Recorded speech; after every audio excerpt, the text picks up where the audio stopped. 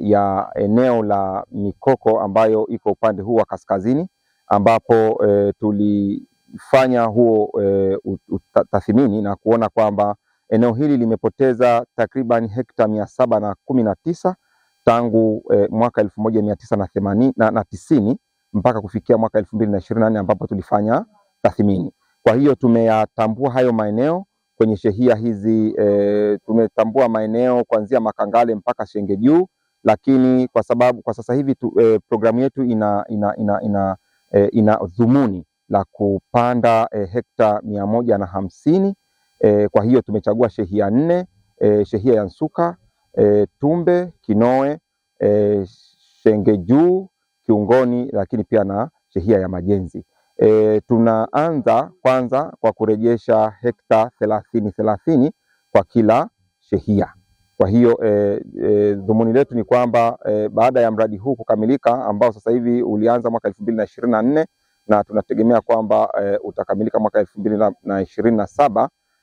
Kwa hiyo kwa muda uliobaki tunategemea kwamba tutakuwa tumerejesha kiasi hicho, lakini zaidi ni kutoa elimu kwa jamii. Jamii yetu kusema kweli imefanya juhudi kubwa wenyewe kwa juhudi zao. Wamerejesha, wamepanda, wanalinda maeneo haya, lakini juhudi zao sasa na sisi tumekuja kuziunga mkono kwa kushirikiana na jamii kupanda eneo hilo ambalo tunalitarajia. Jamii kwanza inatakiwa ishirikiane kwa pamoja. Mafunzo yatolewe kwa jamii waweze kujua ile maana halisi ya urejeshaji wa mikoko na vile vile ile maana halisi ya uhifadhi wa rasilimali za mikoko, hususan hasa katika maeneo yetu haya tunayoyaona yameathirika kwa kiasi kikubwa ya urejeshaji, ambapo kuna athari kubwa za kimazingira zinajitokeza, kwa mfano kupanda maji katika maeneo yetu ya uzalishaji wa mazao.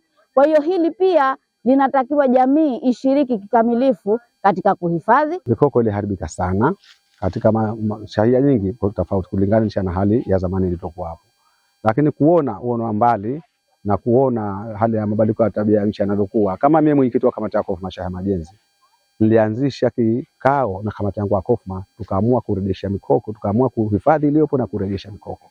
Sasa hivi hali yake iko vizuri na tuendelea kuhifadhi.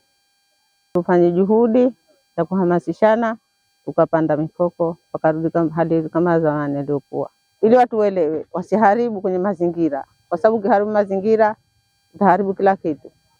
Sheria tutaweka, kwa sababu tutaambia watu kama tufanyeni hivi, tufanyeni mpango fulani, ili tuweke sheria watu wasiingie na kutoka kwenye ile mikoko yetu kutuharibia. Inafaa kufanyika kwanza ni kufanya upandaji kwa hali ya juu na baadaye kuitunza na kuilinda.